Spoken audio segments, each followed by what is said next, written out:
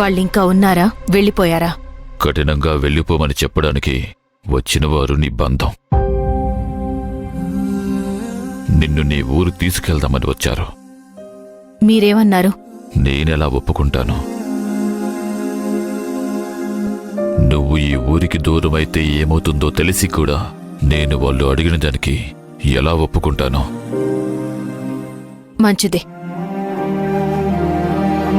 వాళ్ళు నా వాళ్లే. కాని ఇప్పుడు నా అనుబంధం ఈ ఊరితో, ఈ ప్రజలతో ఏర్పడిపోయింది. ఇప్పుడు వీళ్లందర్నీ వదిలి నేను వెళ్లలేను. వాళ్ళని ఈ ఊరు నుంచి పంపించే స్వామి. పంపిస్తానమ్మా. మీ మాటలకెవరైనా ఎదురు చెప్పారా? ఎదురు తిరిగే ధైర్యం ఎవ్వరూ చేయలేదు. చావు గడియలు సమీపిస్తుండగా శనివారం బలి చేయడానికి సిద్ధం చేసుకునుంటారు. ఈసారి ఏ ఒక్కరి నెత్తుటి చుక్క కూడా ఈ నేల మీద రాలకూడదు. మనం చేయాల్సింది మనం చేస్తున్నాం. ఆ శనియాచన చేయాల్సింది అతను చేస్తున్నాడు. వినాశనానికి తను ప్రయత్నిస్తుంటే ఆపడానికి మనం ప్రయత్నిస్తున్నాం. కాని ఇప్పటికే 2 శనివారాలు అతన్ని ఆపలేకపోయాం. అందుకే చెప్తున్నాను, ఈసారి ఏ ఒక్కరి ప్రాణం కూడా పోకూడదు.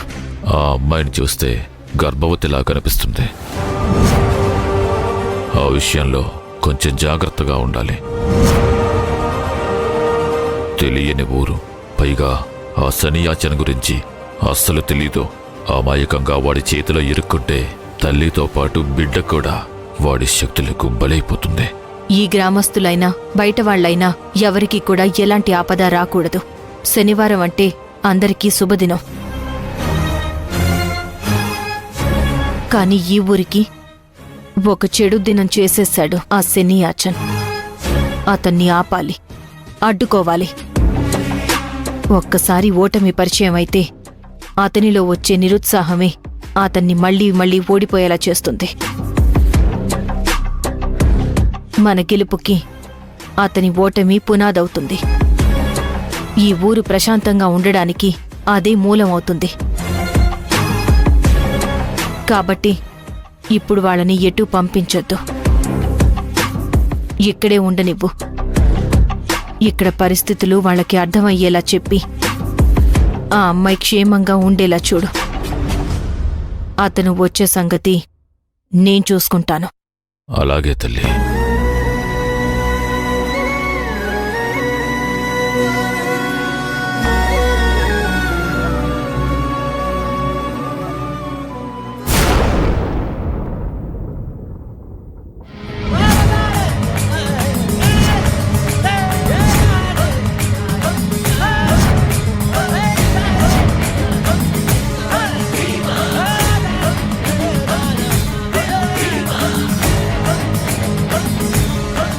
నమస్కారం స్వామి.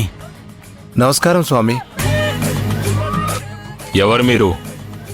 ఏం కావాలి? మీరే కావాలి స్వామి. నాతో ఏం పని ఉంది? ఏం ఆశించి నా దగ్గరికి వచ్చారు? ఏదో ఆశించి కాదు స్వామి, మీకు శిష్యులుగా చేరాలని వచ్చాం. మీకు సేవ చేసుకుందామని వచ్చాం. నాకు సేవ చేస్తారా? నాకు సేవలు చేయడానికి శిష్యులు చాలా మంది ఉన్నారు. నా పక్కన ఉండేవాళ్ళు, నాకు దూరంగా ఉండేవాళ్ళు, నా శిష్యులు కాని వాళ్ళు ఎవ్వరూ లేరు. అందరూ నా వాళ్లే. మా మనసులో రగులుతున్న పగని మీ ద్వారా తీర్చుకోవచ్చని మీ పంచన చేరుతున్నాం స్వామి. మా మనసులో రగులుతున్న మంటని మీరు మాత్రమే చల్లార్చగలరని మిమ్మల్ని వెతుక్కుంటూ వచ్చాం. స్వామి, జరిగిన అవమానాలు భరించలేక మీ చెంతకు చేరితే మా పగ తీరుస్తారని, మాకొక దారి చూపిస్తారని మీ దగ్గరికి వచ్చాము. ఏంటి మీ పగ?